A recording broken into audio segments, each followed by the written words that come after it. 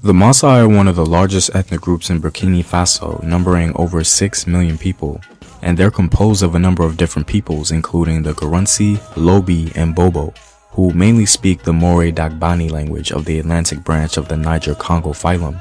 The majority of the Maasai live primarily in the central part of Burkina Faso, where they make up 50% of the population, and also live in Benin, Cote d'Ivoire, Ghana, Mali, and Togo.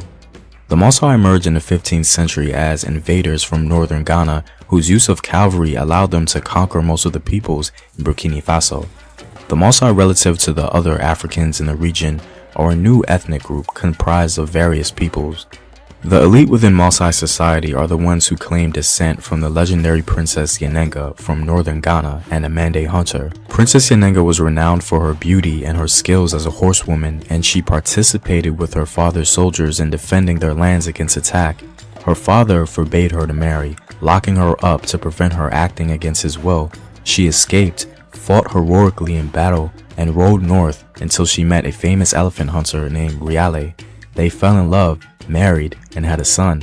The Mossi states weren't a homogeneous society. It was more of a composite of socio-political formations that resulted from the conquest of the Mossi elite. Many of the elite and commoners intermarried with the local population and began forming their own kingdom. This process was continued over centuries, creating a new acculturated Mossi society.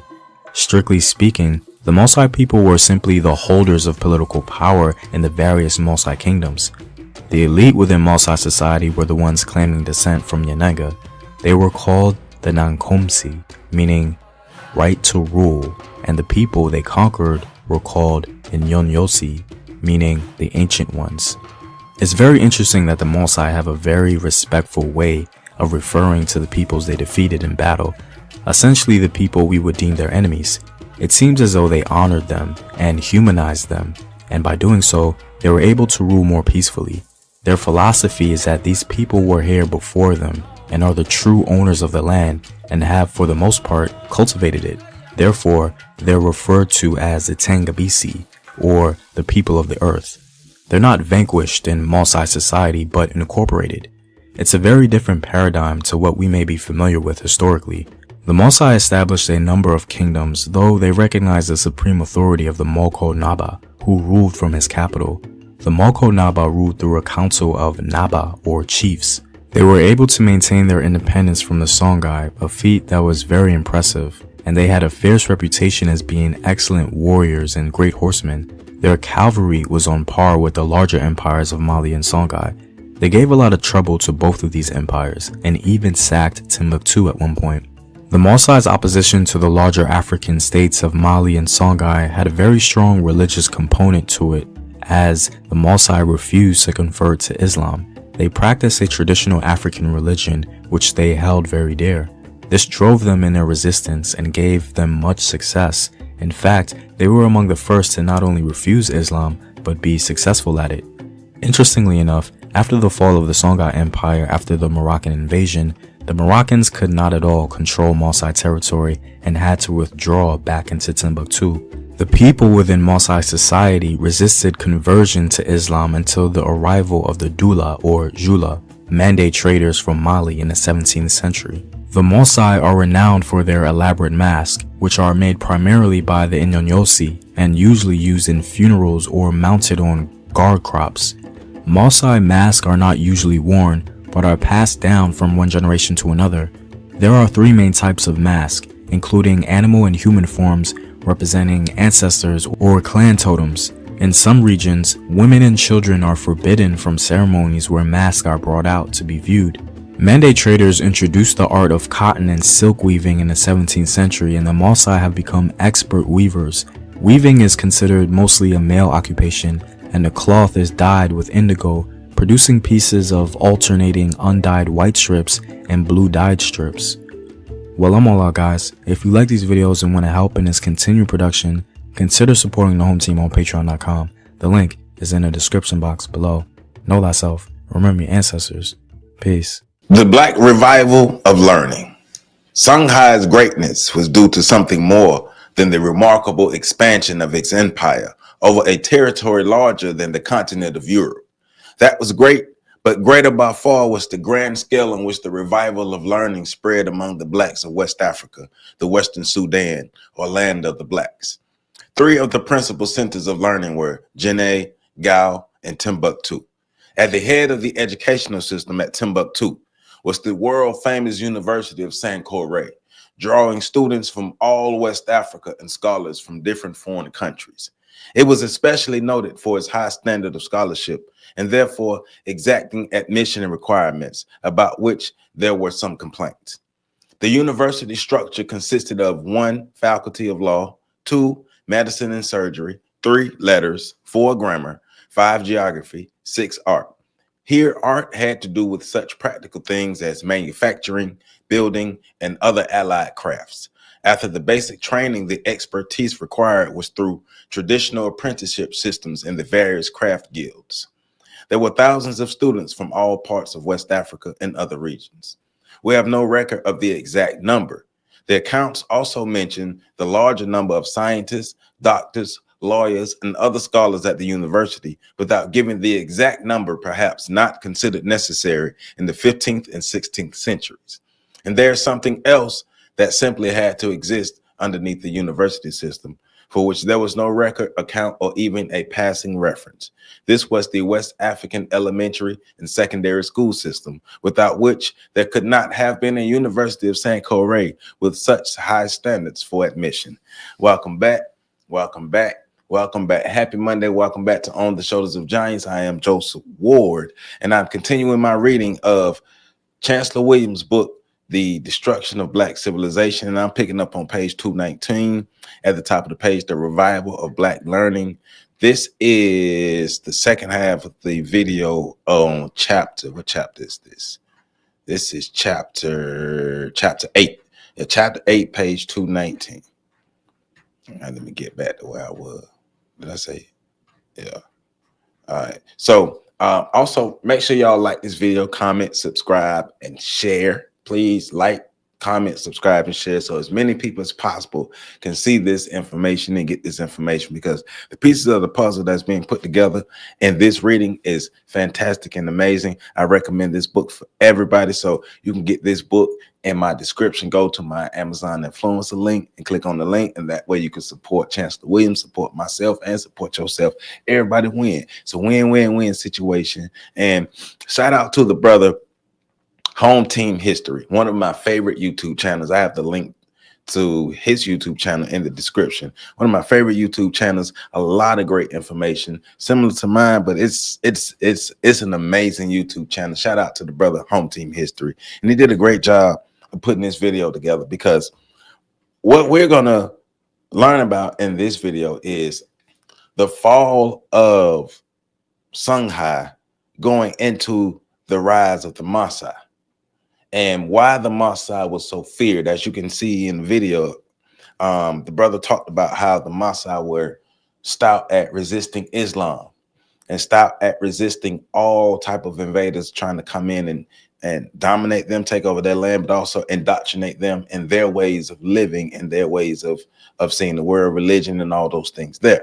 And so the Mossi, the fierce Mossi warriors, world renowned for putting foot in butt, right?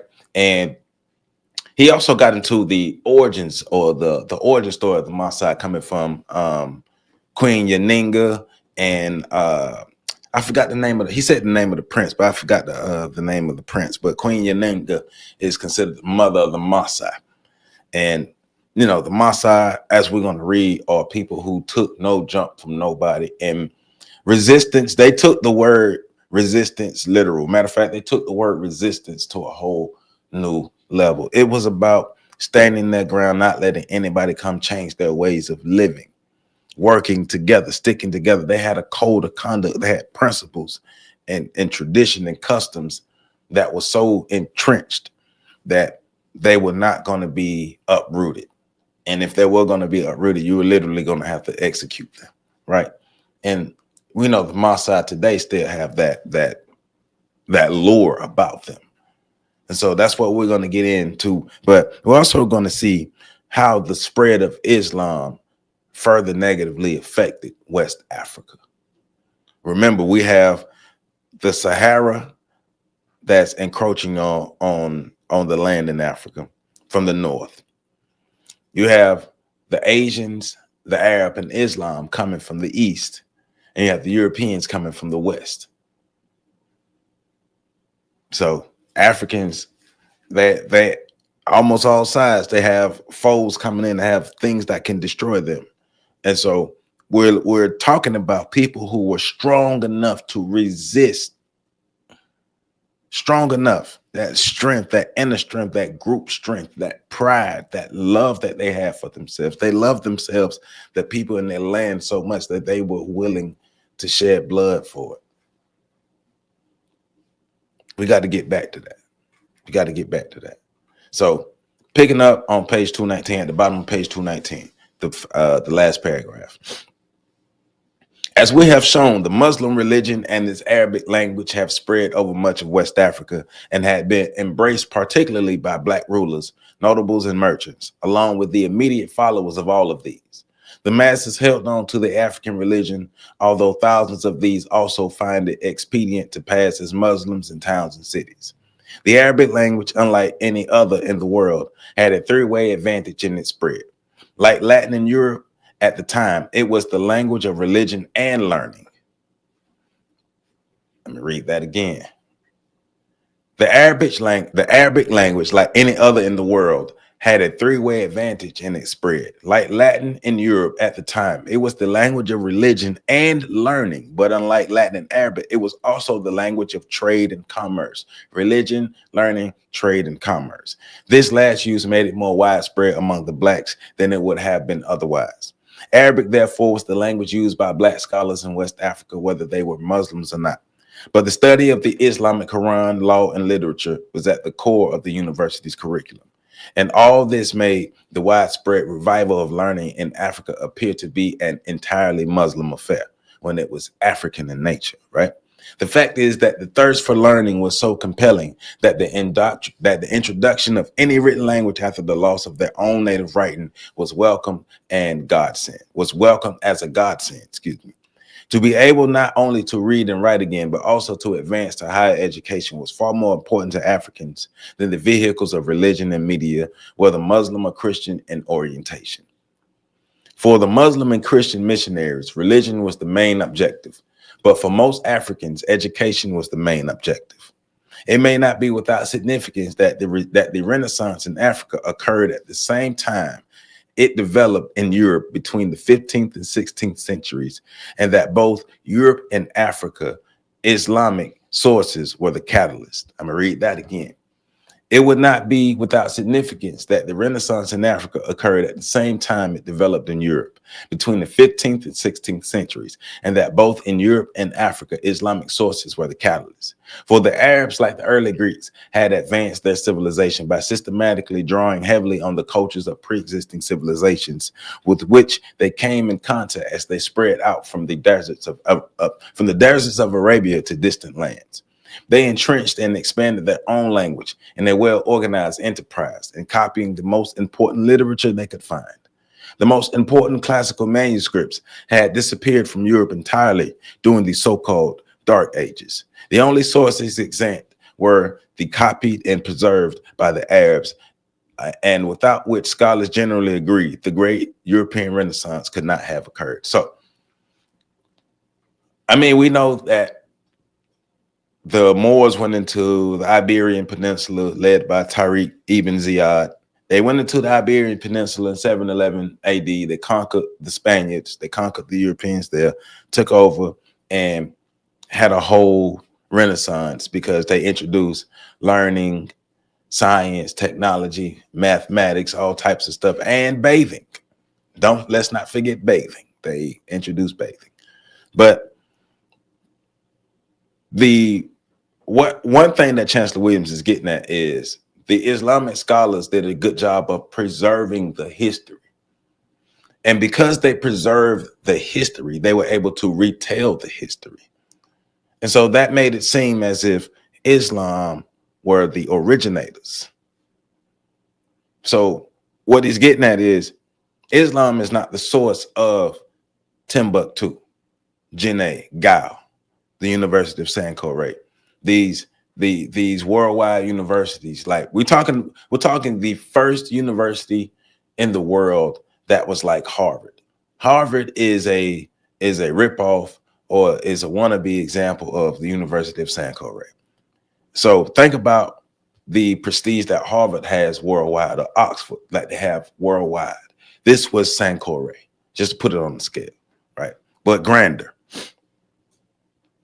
In this region of Africa, as elsewhere, wherever Asian and European influence prevailed, the destruction of black civilization the destruction of black civilization was real, not imaginary.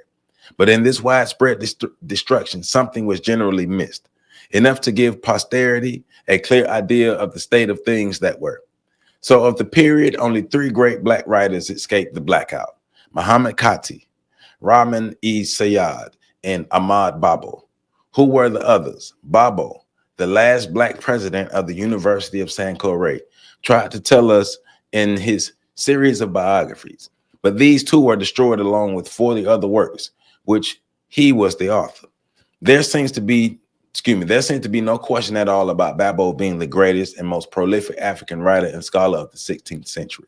Perhaps African should be dropped here, for who else, Asian or European, authored a comprehensive dictionary and 40 other works during this period? His fame as a scholar educator spread to distant lands. The Muslim destruction of the Songhai Empire, the main centers of learning, with all of their precious libraries and original manuscripts, were destroyed first. Then the age-old practice of seizing all men of learning and skilled craftsmen for enslavement and service to the conquerors. Read that again, because there's a process. In the Muslim destruction of Songhai, the main centers of learning, with all of their precious libraries and original manuscripts, were destroyed first. Then the age-old practice of seizing all men of learning and skilled craftsmen for enslavement and service to the conquerors. Foremost among these captured and carried off to the Maghreb was Ahmad Babo. There he was treated as an honored guest and instructed to use his great learning in the service of his conquerors, the Moors. Now again, just who were the Moors? The answer is very easy. The original Moors, like the original Egyptians, were black Africans. The amalgamation became more and more widespread. Only the Berbers, Arabs, and coloreds in the Moroccan territories were called Moors, while the darkest and black-skinned Africans were called blackamoors. So it was even a hierarchy in being called a Moor, right? Eventually, black was dropped from blackamoor. In North Africa and Morocco in particular, all Muslim, Arabs, mixed breeds, and Berbers were readily regarded as Moors. The African blacks, having had even the name taken from them, was contended for recognition as Moors. So we do not know whether Babo continued to write and publish any more books during the remaining years of his captivity in Morocco, as indeed we are ignorant of even the titles of the 40 books he is known to have written. But suppose just 4 or 5 of his works had escaped destruction and came down to us, or even just one. And yet we're only considering what the African race has lost from just one man, not the countless others whose very names were erased along with their works. It should be needless to point out in this connection that just as blacks profit from the best works by white scholars, whites can and do profit from the contribution of blacks to the advancement of knowledge. Therefore, the destruction of Babo's works and those of other blacks was the destruction of an essential part of world civilization. Not right. And so that's to destroy the knowledge. To destroy the knowledge is a process that help further cripple the people, to make the people dependent on you, to replace the programming. I'm always talking about replacing the programming. Well, one way to replace the programming is to destroy the knowledge, destroy their history, destroy their access to information, and replace their information with your information. And over time, the programming will take hold. Take out their information first. Propagandize them. Then you could take them out. Oh, and remember, this was under the banner of Islam. And considering the flowering and learning in West Africa and its brutal interruption by the Moors, certain important facts should stand out because they run through the entire field of black history. The first and perhaps the most important fact is that the general enslavement of Africans proclaimed to the world as savages, right? Remember that. The general enslavement of Africans, the people who were proclaimed to be savages, began during the very period and in the very West Africa, the center of which held one of the great universities of the world and other colleges. The second important fact is that Black Muslims were not spared from the destruction of non-Black Muslims, right? The banner or the so-called Brotherhood of Islam did not stop Black Muslims from being subjugated by non-Black Muslims. It only made it easier for them to be subjugated. It only made it easier for them to be conquered and dominated under the banner of Islam. Malcolm X said, hey man, when it comes to us, drop your religion, drop your thoughts, drop all your affiliations that don't got nothing to do with being Black. Drop them at the door. Now, the third all-important fact was the non-enslavement of mulattoes and their classification as white, Egyptian, and Moors. This crucial fact must not be glossed over as it has been throughout our history first, because there were many tribes or societies in Africa which were exclusively mulatto, to use the term loosely. And now remember, this is not something new. Once again, we know that the lighter skinned people, the mulattoes, the mixed race people in the United States, ever since slavery times on now, had a more of a preferential treatment. Now, it wasn't absolute. I'm not saying it was absolute, but it was the idea, or even the carrying out of the actions of having them have more preferential treatment because of their lighter skin or the proximity to whiteness. So it's not something new. The color confrontation, the colorism is not new. Black people have always had that issue when coming in contact with conquerors. The Europeans are just the latest ones to do it.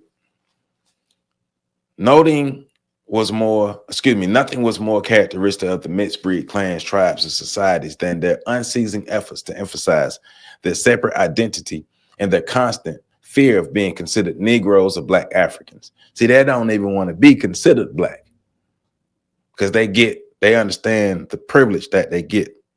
But remember, privilege comes from power, and everybody don't have power. So everybody don't have privilege. People have proximity to privilege, but everybody don't have privilege because privilege comes from power. Hence, their over anxious crusades or jihads against Black states, and they're spearheading most of the slave raids in Africa. They further emphasize their ethnic difference by always retaining thousands of Black slaves in their own service while selling the others. The white man, by driving his offsprings as a wedge into the Black race, is not only able to keep it weak by keeping it divided, but he is able to maintain effective control over it without the necessity of his own presence. The most murderous of the mulatto slave traders was Tipu Tip, and I did a video on Tipu Tip about a month ago. Tipu Tip was the Black dude who sold out his own people, the Black slave trader who the Europeans came and later on wrecked his own slave trade. But Tipu Tip, yeah, with his slave empire headquarters in Zanzibar, his slave trails extended in every direction from the East Coast until the interior, where white slave traders feared to go. But Tip's agents and slave caravan leaders were generally colored like himself. Yeah, because he wasn't a fully African man. What did they say? Tipu Tip. Tipu Tip. It was Afro-Omanian. So Tipu Tip was not a purely African person. He was Afro-Omanian. So, and since Black slave armies were always both the backbone and spearheaded in European and Arab adventures, the record should be clear in identifying all of the participants in slave hunting crusades in Africa. And so this makes me think about the conversations now that surround the slave trade and reparations, right? Because a lot of people who are against reparations talk about going back to the original sources and going back to trying to sue or look at African tribes to be the ones to have to pay the reparations to Black Americans because of their dealings into the slave trade, right? Into the triangular slave trade or the transatlantic slave trade, right?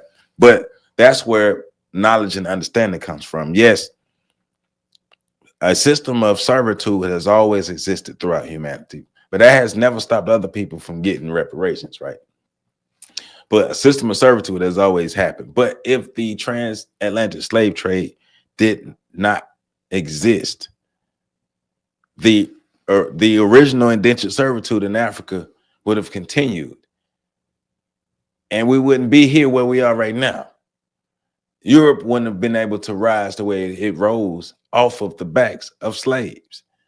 Europe still created a triangular slave trade that they were able to directly benefit off of, and they benefited more than the Africans. Yes, there were Africans who did directly benefit, like the Dahomey and other tribes, but guess what? In the end, if it wasn't for the triangular slave trade, they would have just been regular prisoners of war.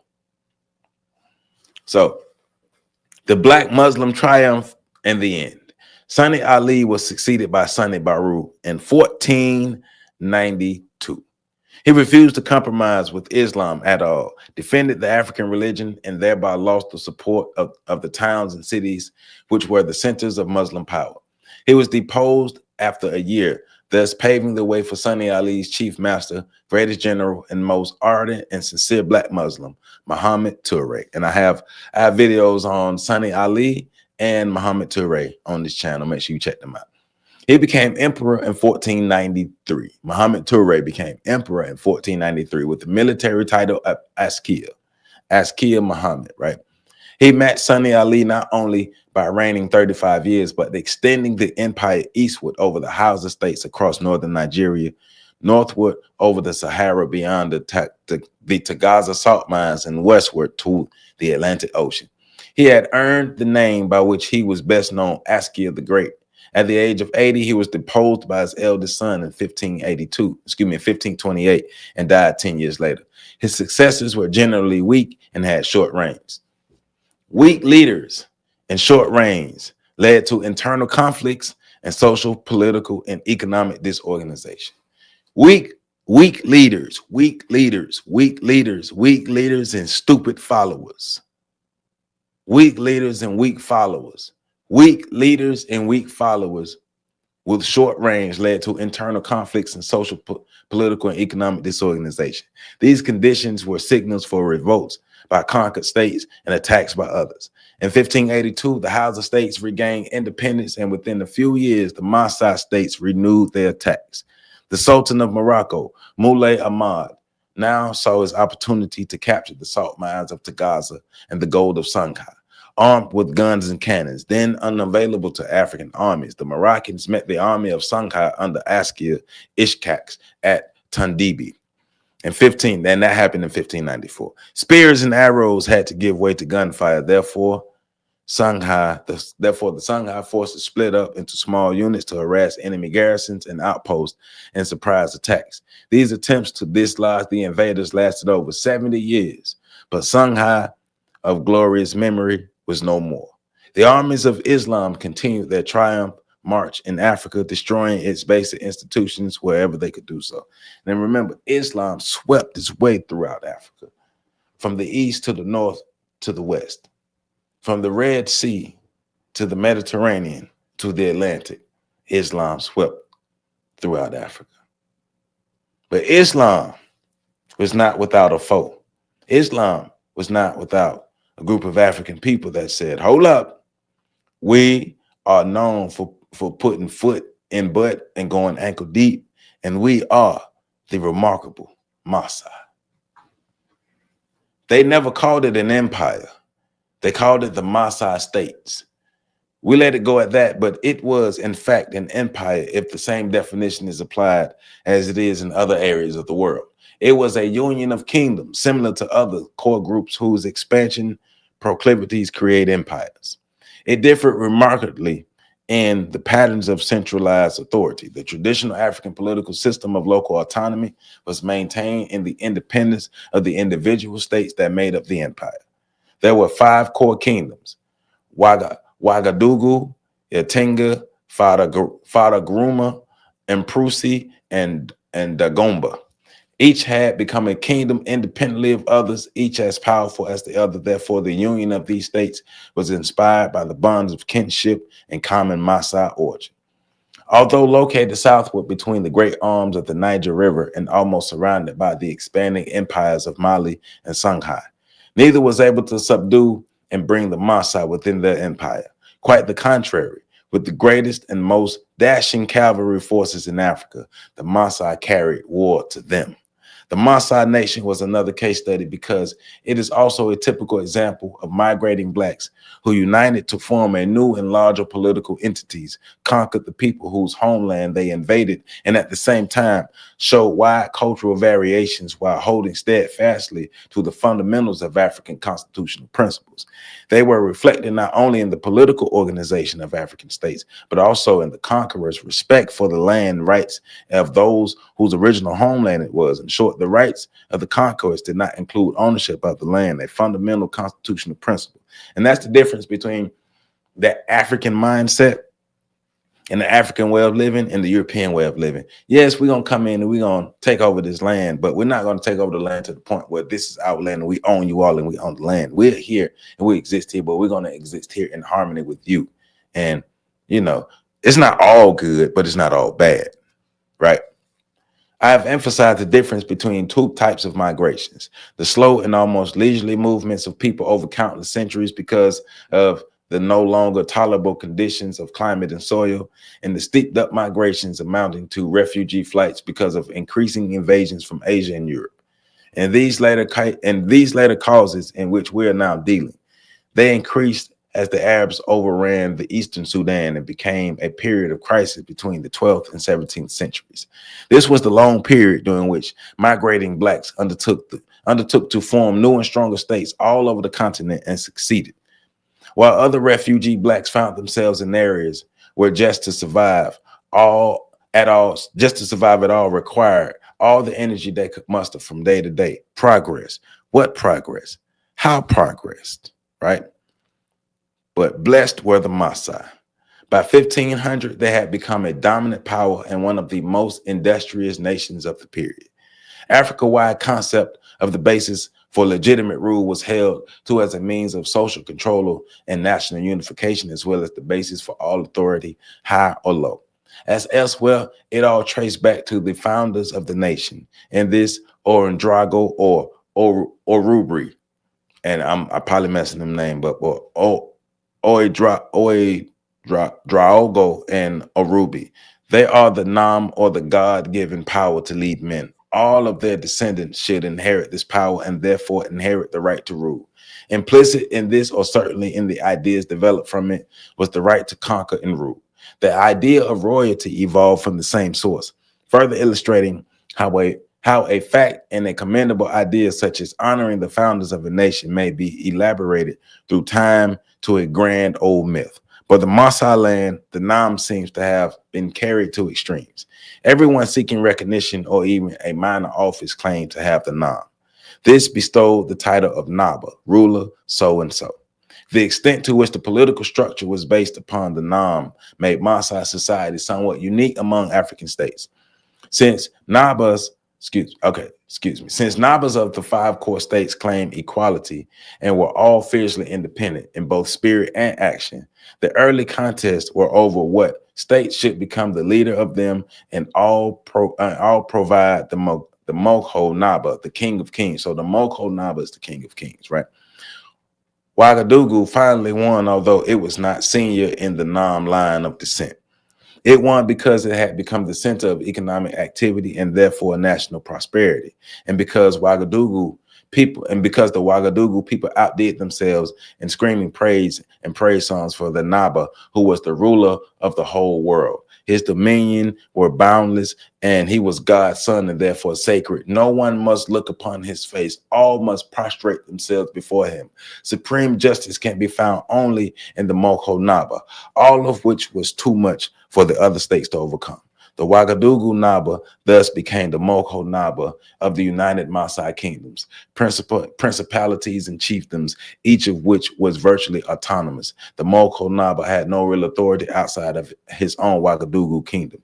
Unity was achieved through negotiations, friendly persuasion, or all else failing sometimes by force of arms. More national unity seems to have been achieved, however, because the various states voluntarily followed the successful example of Ouagadougou in social, economic, and political organization and the ritualistic splendor of a court that claimed rulership of the world. And I'm just saying, your political structure has to benefit you and your people.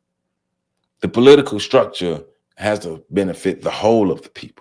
The political structure can't just benefit a small group, the talented 10th, the leaders, the elite, right? The ones with the most money. The political structure has to benefit the whole of the people, from the ruler to the followers. The political structure did not vary from the traditional African constitutional system. The village chief and council district chief, the Naba and council province governor, the Naba and council, and Moko Naba and council.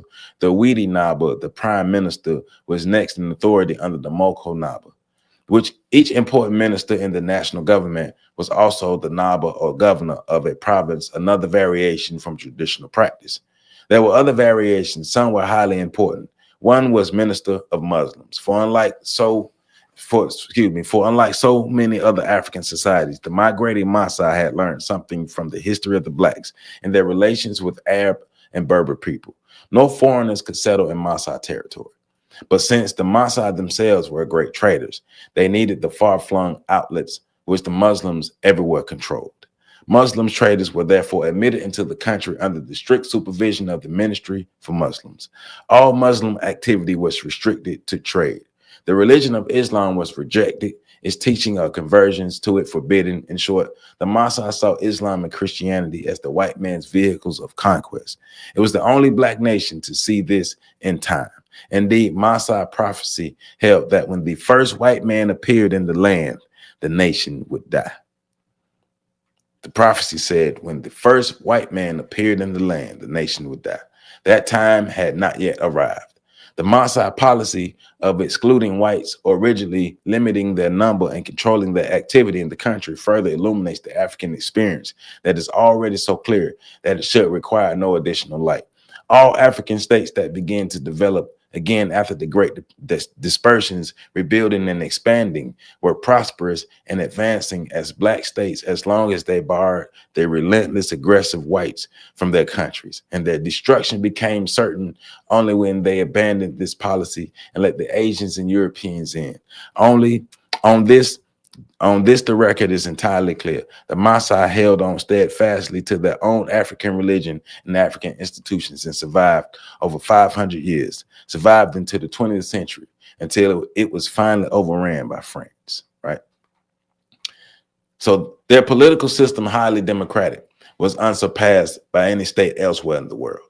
That system was developed by Africans. The family was the smallest socioeconomic and political unit. The extended family council, for example, settled all cases involving offenses by members which affected only the family or were not serious enough to be carried to the village court. Bad behavior by one member was a reflection of the rest of the family. The Western creed of fierce individualism had no place in the society. What one did was either a credit to his family or a dishonor. The village was the next political unit, with an elected head man and a council of elders. The elders were the representatives of the various family sections or wards that made up the village. The village council was the center of authority, subject to the will of the community. The districts were the next larger divisions, varying in size and having many villages and towns. The district Naba chiefs were very important officials. Another number of districts made up the provinces of kingdoms which formed the nation. The great Namse, or plural for Naba, headed provinces and kingdoms. All had governing councils, all from the village chiefs to the king of kings, the Moko Naba, were elected by their respective councils and subject to their will. This latter This latter fact is generally well discussed by ceremonial phraseology, ritual, and autocratic sounding decrees from their own. Indeed, it was a general practice for both the council ministers and the people to proclaim the Moko Naba has all power, is the most powerful king in all the world over which he rules. These functions seems to be one of the delights of the people. For did for did not these name for did not these same fantastic claims help to make the Ouagadougou Naba and Moko Naba? Indeed, during the periods African societies were most democratic, every effort seems to have been made to make it appear that the supreme power was exercised by the rulers, never by the people, right? The supreme power was exercised. That's not the case. It was the power to the people, not to the rulers. Indeed, and I'm gonna read that again. Indeed, during the periods African societies were most democratic, every effort seems to have been made to make it appear that the supreme power was exercised by the rulers and never the people, right? Because that is the Western way, or the Arabic way, or the Islamic way, or the Asian way. And the African way is the power is the power is in the hands of the people, and the leaders are the representatives of the people who are to carry out the will of the people, right? So upon the death or removal of the Moko Naba, for example, there was the constitutional fiction that a successor must be chosen by the Widi Naba.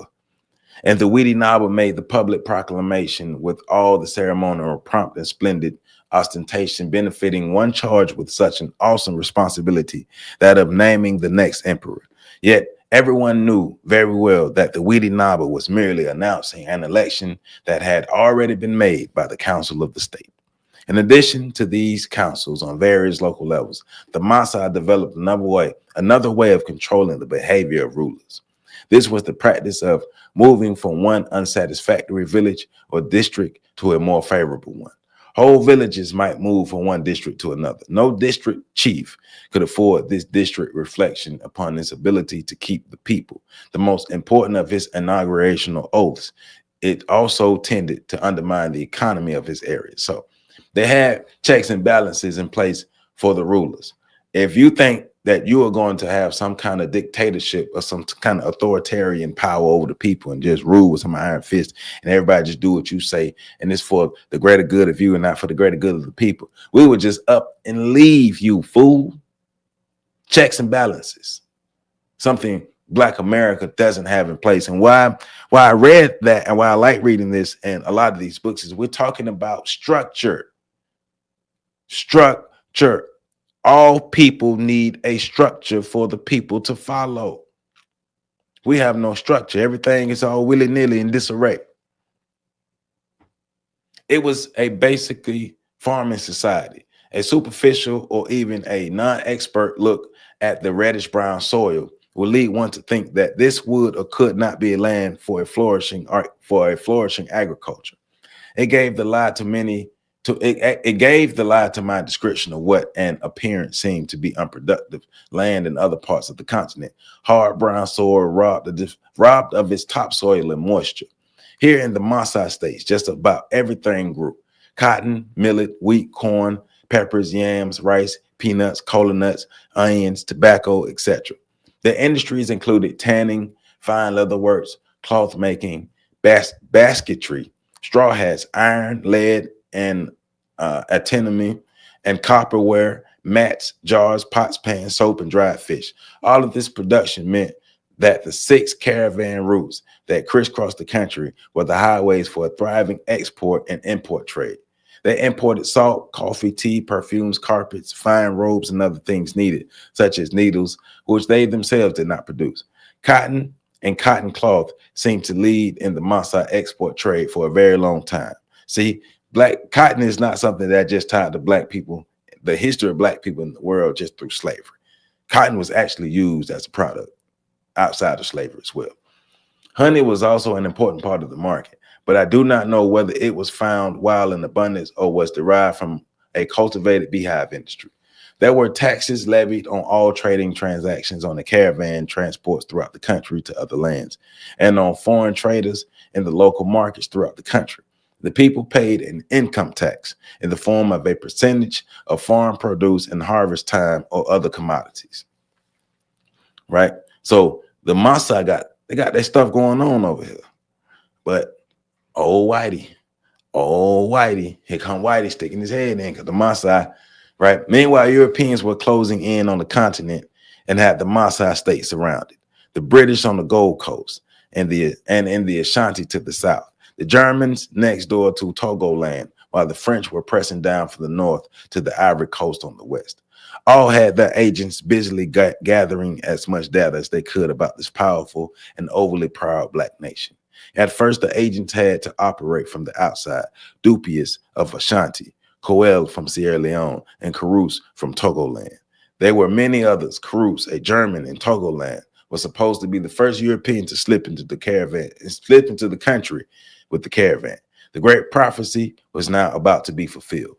Almost precisely, the first white European had entered the country. The next white man came in boldly in 1888, backed by the supreme powers of the French Empire, albeit called a republic. This emissary of conquest was Louis Binger. He came to place the country under the protection of France. He made a strong leader still ready to fight in the Moko Naba Saloon. He rejected the preferred French protectorate as a rules for conquest, resented Binger's haughty and disrespectful attitude, and ordered him out of the country at once. The Moko Naba knew that at that very moment, German troops were marching toward his borders. Binger's real importance in the history of the African people, however, was his reaffirmation of the white man's unchanging attitude toward the blacks. Said I feel that a white man traveling in this country, however he may be, should not prostrate himself before a black king, however powerful the latter may be. He was not expected to do this. It is necessary that a white man should inspire respect and consideration wherever he goes. They should come as masters, right? Masters as the superior class of the society and not have to bow their heads before indigenous chiefs to whom they are definitely superior in all respects. Because the white folk really thought that they had more humanity than these black people, right? In short, and even in plainer language, the lowest white scum of Europe, the most depraved, are nevertheless the superiors of the greatest black kings. You can go to hell in the handbasket with all that, right? The Caucasian creed, it is a creed for destruction and death. Millions have already died for it and because of it. How many millions more? The future holds this secret. Meanwhile, in 1888, German army under von Francois halted at the Mossi border. The great Zongangos, the war drums, the great war drums, the Zongangos, had sounded throughout Mossi land and easily reached the ears of the German forces. They were not fools. The death-defying Mossi armies were all well known and were all industrious and flourishing trade. The Germans also knew that the Mossi forces were waiting for them, probably impatiently under the personal command of the Tanshoba himself, the minister of war. That's the Tansoba. One may wonder why von Francois did not realize, even before leaving Togoland garrisons, how foolhardy it would be to invade the country of the Mossi. In any event, he turned his forces back and thus avoided certain annihilation. The fact is that neither of these three great powers contending for Mossi land wanted to risk its forces in armed combat with these blacks. Another stratagem was adopted, a war of attrition. Hit these fighting blacks where it would hurt the most. Weaken them by destroying their great international caravan routes. Throw the country into an economic panic. The British, French, and Germans all participated in the Great Conspiracy. While the war against Mossi commerce had quietly pushed the friendly missions to the Moko Naba went forward, one after another. This was easy now. After the death of Saloon, his weaker and more European-minded brother became Moko Naba. Had it not been for a stronger and not so trusting counsel, he would have been taken more easily. The wide use of, now listen to this, because black people have been selling out black people for the longest. All groups of people have had sellouts since the beginning, right? The wide use of black agents, usually mulattoes, continue to be the white man's secret weapon in becoming the masters of the black world.